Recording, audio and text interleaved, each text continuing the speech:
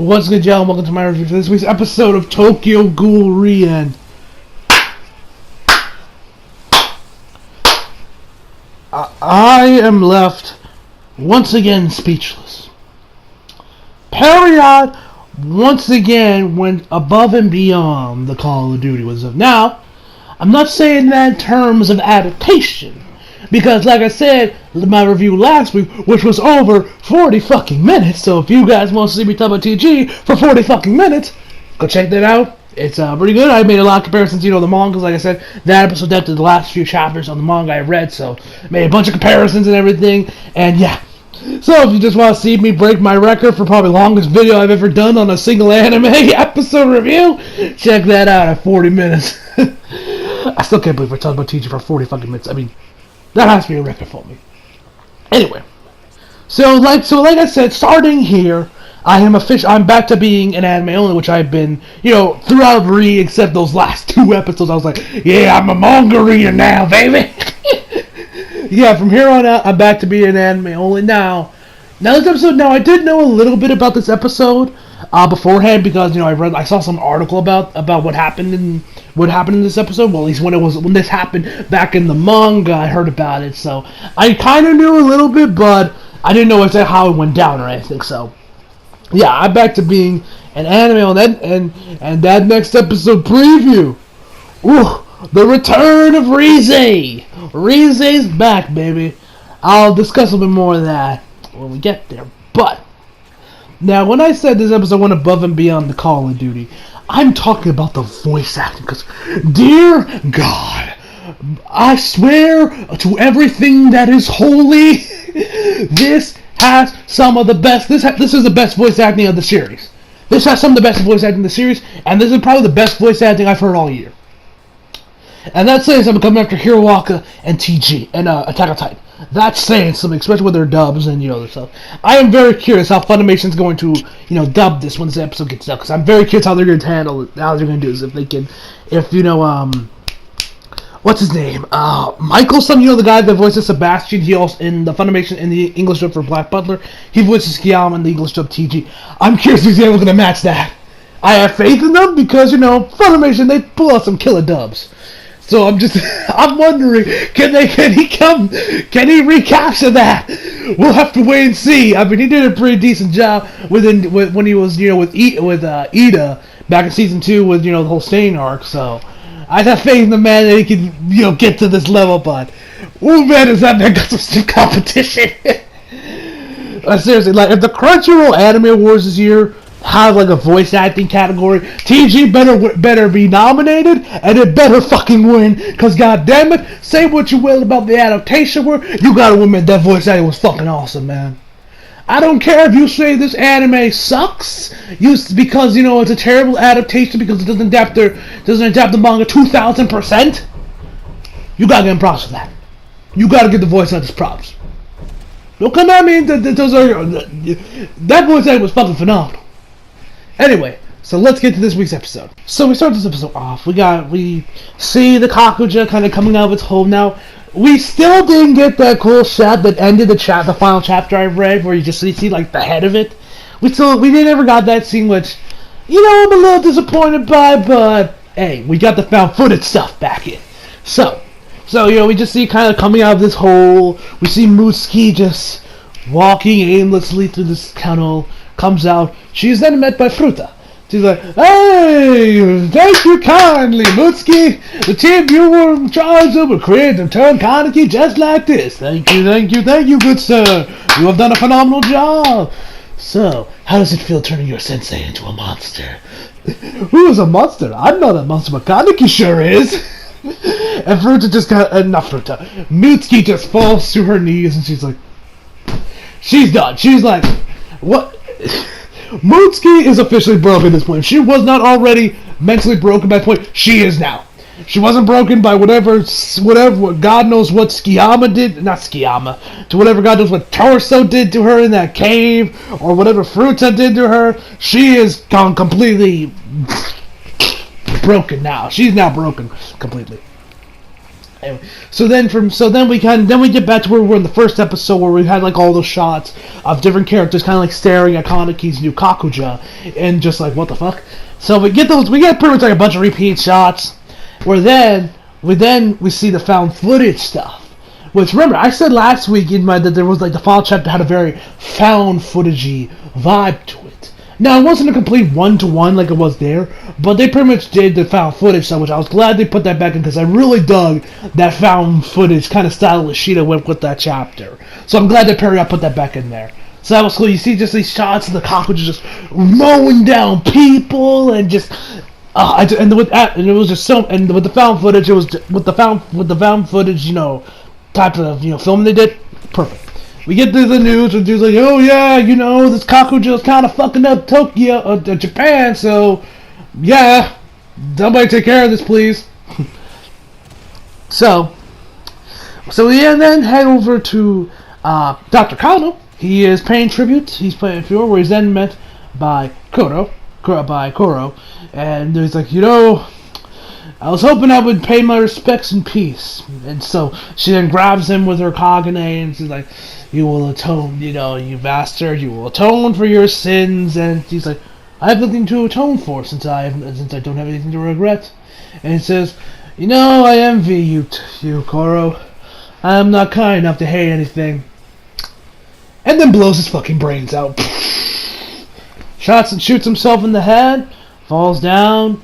He says, so, this is what death feels like. So that's the end of Dr. Kano. Character probably most anime onlys did not really care about. They were probably confused on who he was. Even me, as a manga reader, I still really care this much about it, because I feel like there's a lot more of him probably in the re-manga. Because like I said, I finished the manga start to finish.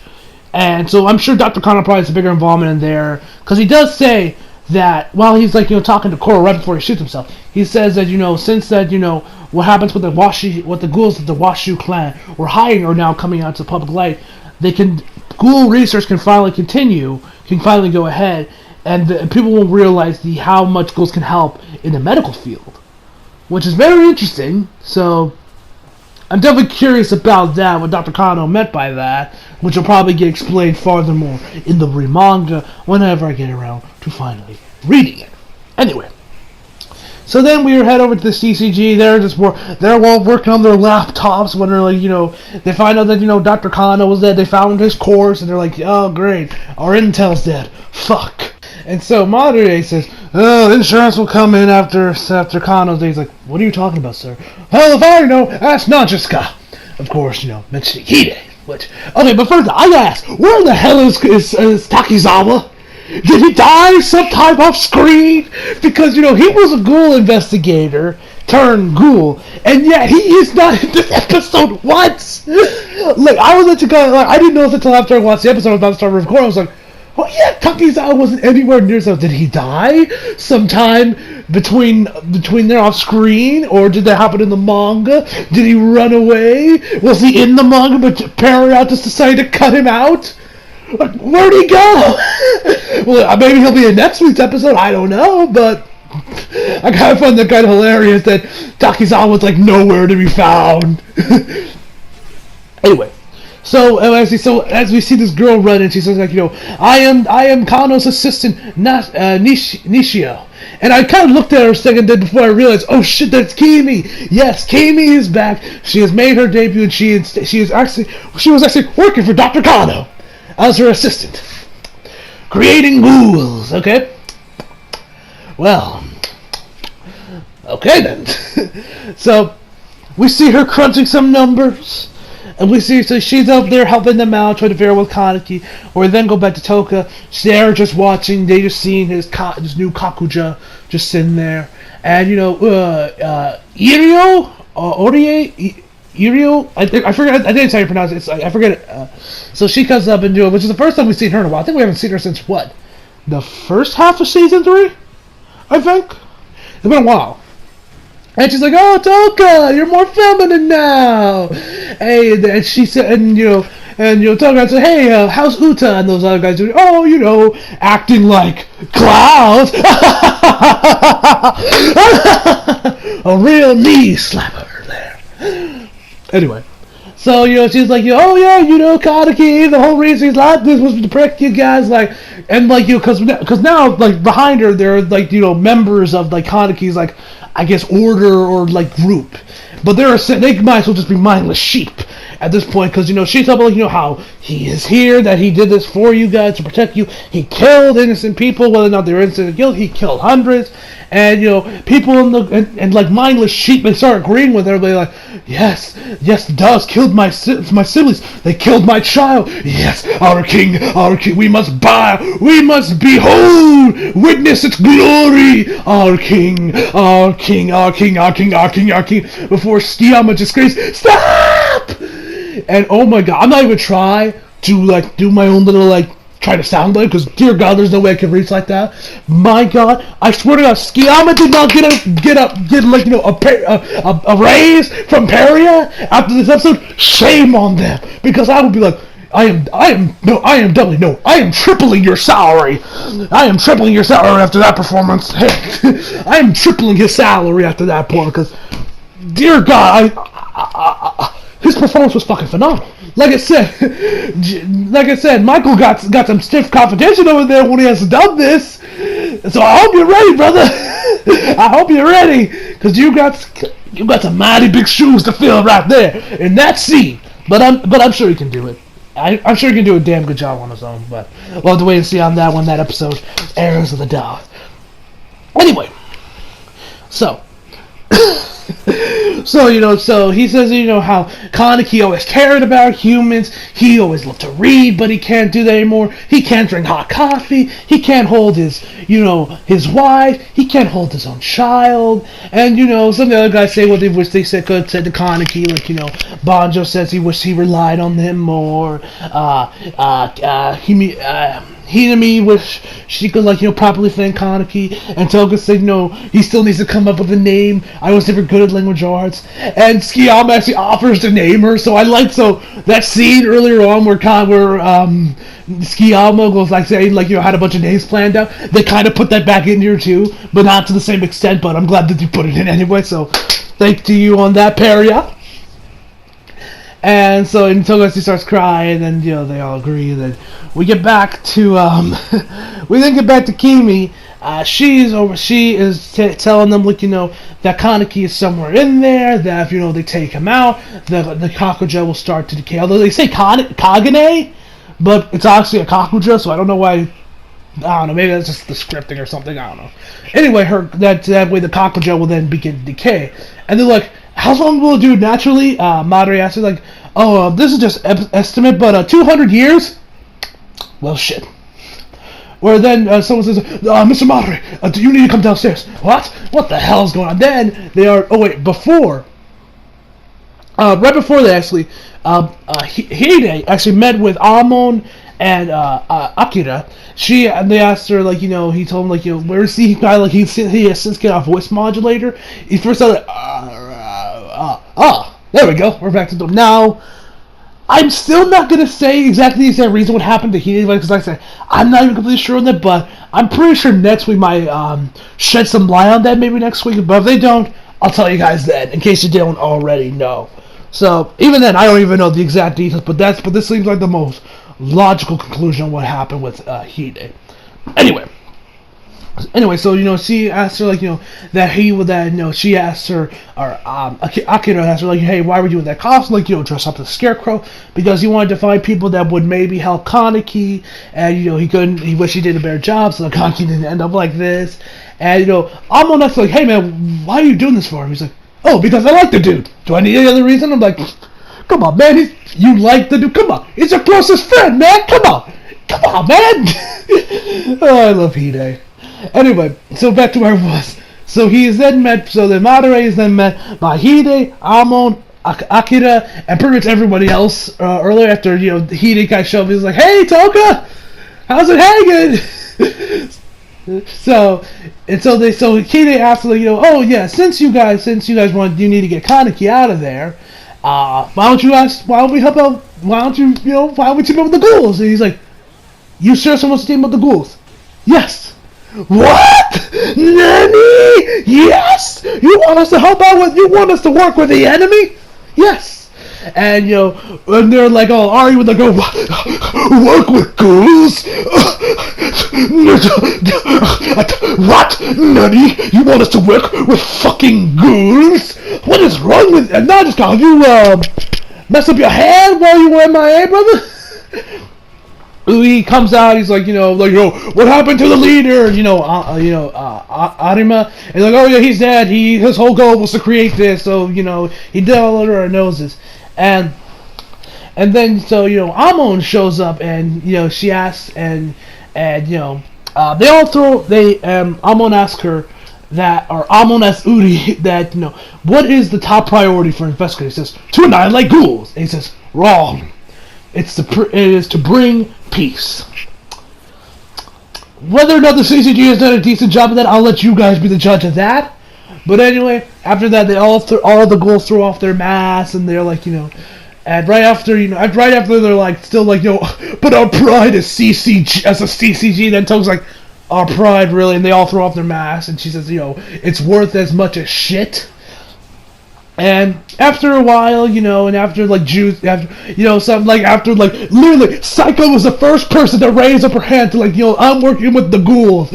I love that was Psycho that was the first person to raise up her hand after he said, that the man's side was Kaneki, one-eyed king, that monster. I love that Psycho was the first person. And so, Juzu, since it seems like he is now running the CCG at this point, or at least has like Arima level influence, I guess. And so he was the father says, Arima, not Arima, Fruit. Goddamn, I'm getting their names confused. Juzu, it's your call. And it's like, all right, let's do it. So everyone starts celebrating, yay, yay, the CCG accept her offer. We then get back to Kimi. She's working on her laptop. We're then our boy Nishio. We finally get the reunion between Nishio and Kimi. Hands her a can of canned coffee. So hey, how you doing? Got a sec?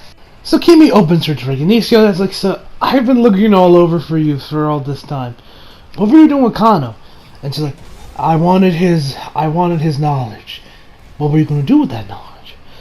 To fulfill my dream, make it become reality. That I, Kimi, human, can be together with you, Nishiki, a ghoul, without us being persecuted. So, Kimi hasn't changed once since, we last saw her back in Season 2. Or, I guess, Tokyo Ghoul if you want to get technical with manga. And so they got him. Then we head over to our boy Hide and Toka. Well, our boy Hide's like, so let me ask the questions. How was the wedding? How'd you fall in love with him? Like, he doesn't ask if they've had sex yet, which I'm actually kind of surprised he didn't ask that question. But maybe he didn't think Kaneki would get that far. I don't know if he does. I don't know if he didn't have enough, faith in his buddy to like get to third base already.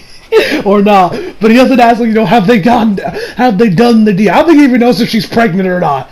I don't think she does. I think he probably does know, but yeah. Anyway, so he asks her, like, when did you first fall in love with him? And she's like, no. She first starts thinking, but after a little poking from our boy Hide, she finally breaks and like, alright. So Toka fell in love with Kaneki. When she was fighting against the doves, and he said that he would be sad if she died.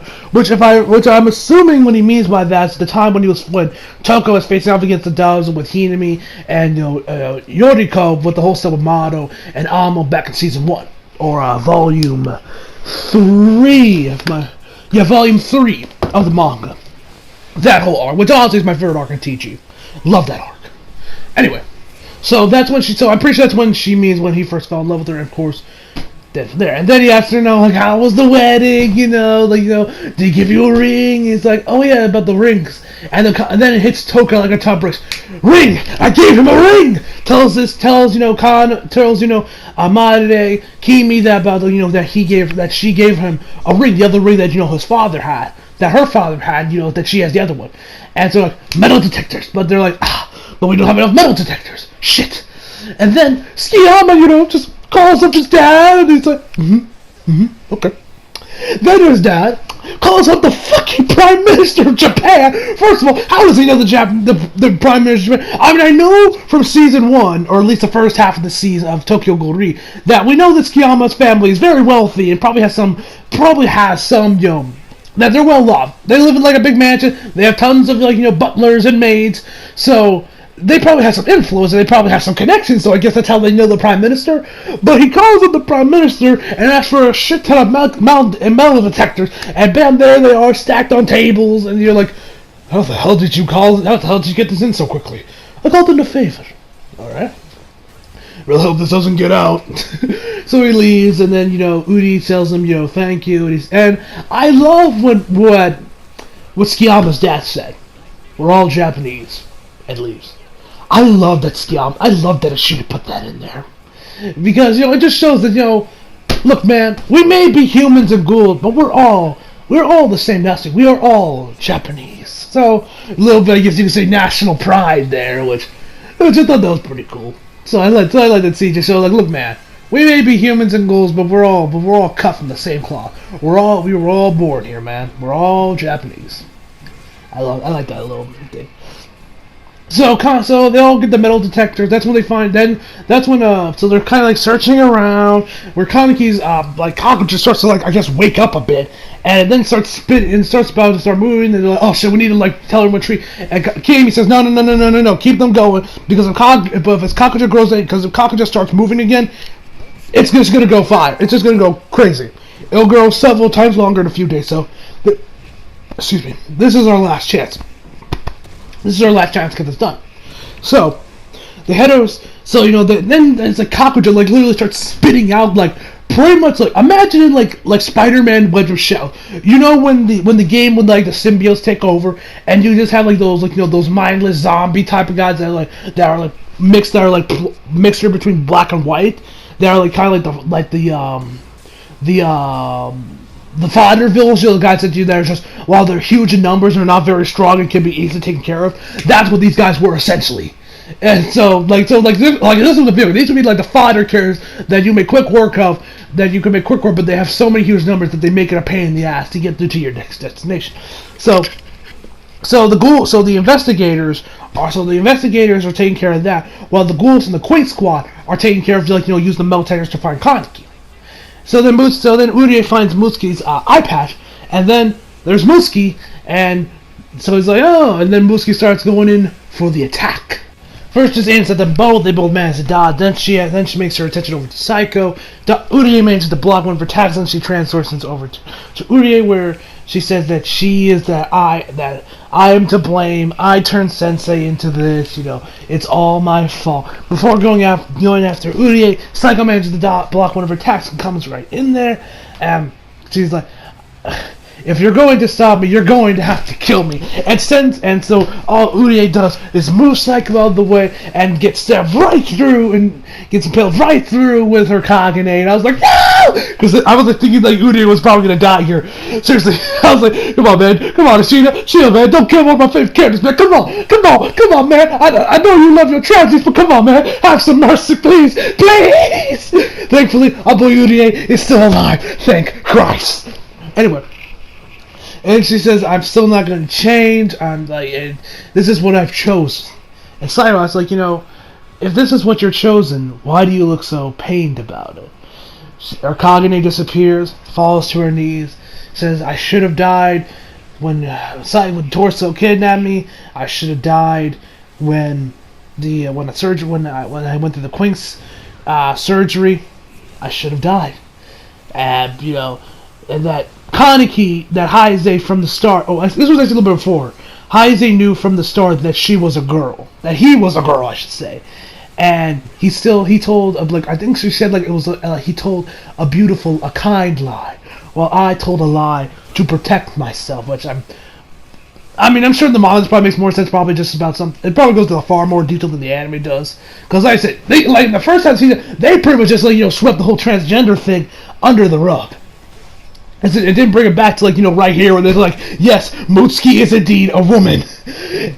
And I already explained she's not actually a trap or a reverse trap in this case. Anyway, so she falls to her knees and then Urie And so they come over there, and they're like, I should have died. And then she like goes to like, just end her own life. Puts the knife right by her throat and is about to like just like I guess stab it through her or slit her throat.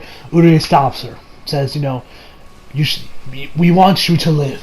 Psycho says, I love you to bits, you dumbass, and like, Suji, somebody give Psycho's English Japanese voice actor a raise too. Well, don't just give Skiyama, give Psycho too, because my God, this woman, fucking amazing performance.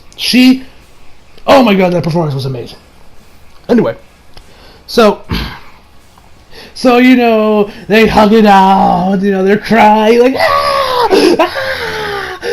and after before she like slaps the bitch out of Mutsuki. Seriously, you can tell she put some power behind that slap. Then she knows she loves her to bits. Urie says, I'm with you there that you should have died, are you serious? Come on. No, and then they forget. Urie says, I also want you to live, and so did Shirazu. And, so they all kind of like bring it in, and, actually no, Urie just kind of sits there and looks up to the sky and thinks to himself, see, am I now a halfway decent squad leader now, Shirazu? Or like squad leader Shirazu? And that's where the episode ends. My God! Whatever manga readers say about the overall adaptation, like, oh, it was rushed, oh, it was shit, no, you gotta give the voice actor, you gotta give the composer and the voice actors major props for the performances they gave and the music that was played. Say what you will about the actual adaptation, I don't care. You gotta give them props to their voice actors. My God, is it some of the best I've heard all year. Anyway, and so, like I said, that's where the episode ends. Now let's talk a little bit of the next episode for now. Granted, this is gonna be completely new to me. I know jack shit about this. It looks like our boy Kaneki is still alive. Thank God. I'm so glad that Kaneki doesn't die. I mean, granted, we're only at episode 9 now, so we still got a few left. So let's just hope that she doesn't pull something crazy like Kaneki ends up dying from like some terminal illness or something he got from the Kakuja. Or something like, God, please, for the love of God, don't kill him. Let my boy Kaneki live, please. Kill the child. Give it a gruesome death by Fruta. Just let our boy Kaneki and Toka live in peace. Please. So, but we see, looks like Rize is going to have a major, appearance and major involvement in next week's episode. Now, if you guys remember, back in season 1, we went inside Kaneki's head, and Rize was there throughout the whole journey, going through Kaneki's past, and, just giving her own 2 cents on where Kaneki and her mother went wrong before Kaneki then finally realized to just give in to his Ghoul and say, of course, gave us white-haired, badass, edgelord Kaneki. It seems like we're going back to that with here, where it seems like probably while Kaneki's inside the Kakuja, we're just going to be focusing on Rize, and we're going to go inside Kaneki's head again. Now, in the manga, it went into far more detail. It even shows, like, the whole play stuff. Remember back in Rude when Hide said, Kaneki was, like, the head, was, like, the lead in a play. They actually showed that part in the manga. So, I'm assuming they're probably going to go back to that in here. It looks like it. And they're probably going to go a little bit similar to that. We'll go as much in detail as that was in the manga. I won't know until I actually read the damn thing, but I'm assuming they're probably going to go something along the lines of that. So anyway, hope y'all, overall, I give this episode, of course, a 10 out of 10. So hope y'all enjoyed the video. Leave a like if you did, subscribe if you're new. Follow me on Instagram and Twitter if you feel like it. Links down in the description box below. And as always, come back for more. See you guys next time.